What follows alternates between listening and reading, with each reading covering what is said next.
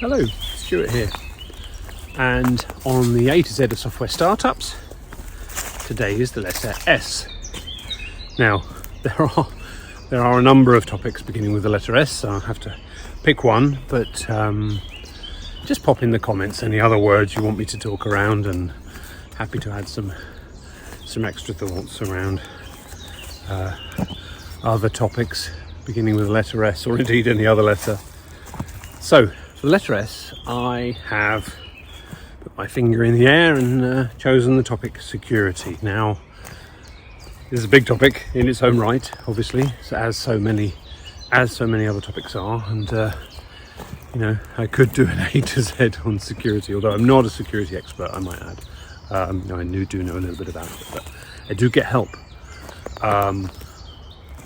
for complex solutions when designing the security of products or helping clients to design their solutions, and I always get a third-party pen test done and sometimes additional security reviews because I'm not an expert, and it's always important but sometimes critically important for certain solutions. And as I said, I could probably do an A to Z on security, but I might struggle with some of the letters. Anyway, with security, it is a shared responsibility. You can't just rely on your hosting provider to secure, especially if you're using managed services and serverless, you can't rely on them to do all the security. So you have to have security you add on the back end and on your front end, and if you're unsure about this, get advice and definitely get a pen test done, especially when you're dealing with things like money and or data that is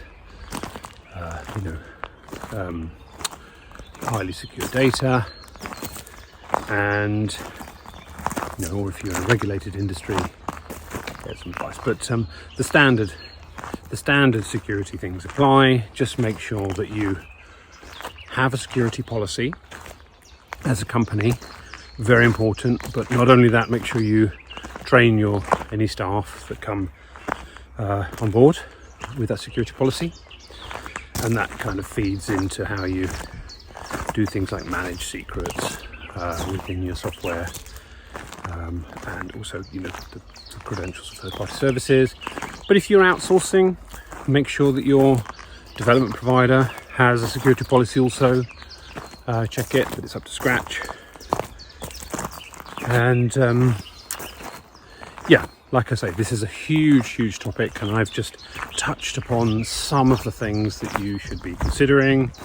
But take the time to define your security requirements, and then at least when you're testing, when the third party is testing, or you're getting a security review, you can help them to define your requirements, and you can check that those requirements are met. So I won't go on too long.